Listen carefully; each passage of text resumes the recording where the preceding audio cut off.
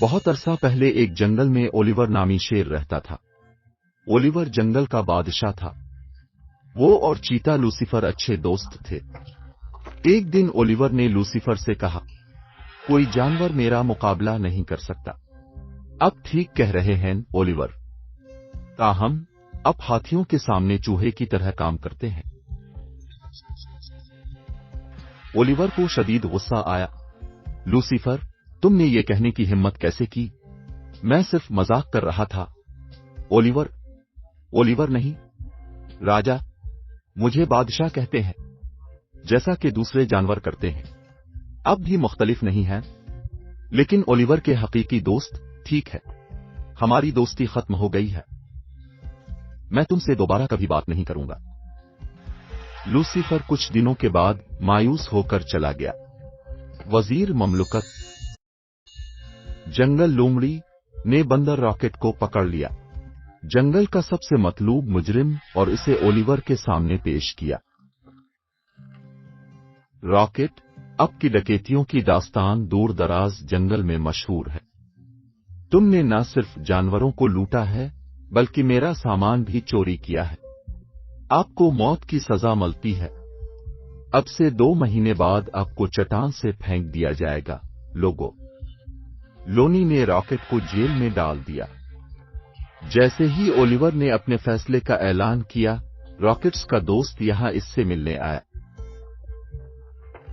جیسے ہی یہ خبر گردش کر رہی تھی، راکٹ، میں نے اب سے کہا کہ اگر اپنے لائیو ڈوڈل چوری کرنا بند نہیں کیا تو آپ کو کسی دن پکڑ لیا جائے گا۔ میں صرف اپنے خاندان کے بارے میں فکر مند ہوں۔ کاش میں ان کے لیے کچھ کر سکتا۔ خدا کا ڈوڈل کرے۔ راکٹ کی بات سنتے ہوئے حیران رہ گیا۔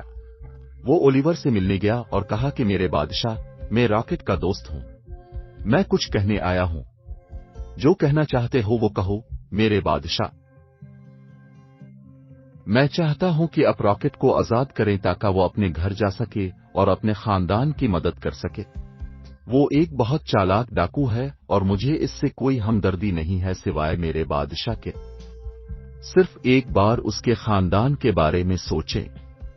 اس نے جو بھی غلط کیا، اس کے گھر والوں کی کوئی غلطی نہیں ہے، اور آپ کی مدد نہ کریں۔ یہاں تک کہ اگر میں اسے رہا کر دوں تو اس بات کی کیا گارنٹی ہے کہ وہ بھاگ نہیں جائے گا؟ میں کوئی خطرہ مول نہیں لے سکتا۔ ڈوڈل نے تھوڑی دیر سوچا، پھر کہا، ٹھیک ہے میرے بادشاہ۔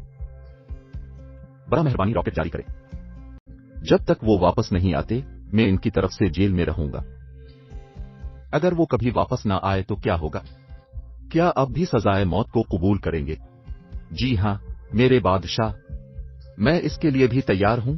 اولیور نے رضامندی ظاہر کی اور جیل میں ڈوڈل ڈالنے کے بدلے راکٹ کو رہا کر دیا۔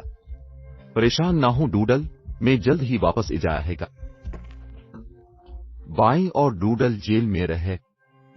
کئی دن گزر گئے، لیکن راکٹ واپس نہیں آیا۔ ایک دن اولیور ڈوڈل پر گیا اور ڈوڈل کہا، میں نے تم سے کہا تھا کہ راکٹ واپس نہیں آئے گا۔ ہمارے معاہدے کے مطابق اگر راکٹ کل شام تک واپس نہیں آتا ہے تو آپ کو چٹان سے پھینک دیا جائے گا۔ جب راکٹ اگلے دن نہیں آیا تو اولیور اور لونی نے ڈوڈل لیا۔ پہاڑ کی چوٹی پر آپ کا دوست ہے اور دھوکہ دیا کہ اب مرنے کے لیے تیار ہو جاؤ، ڈوڈل نے بے خوف ہے کر جواب دیا۔ میں بنا رہا ہوں، میں اپنے دوست کے لیے مرنے کے لیے تیار ہوں۔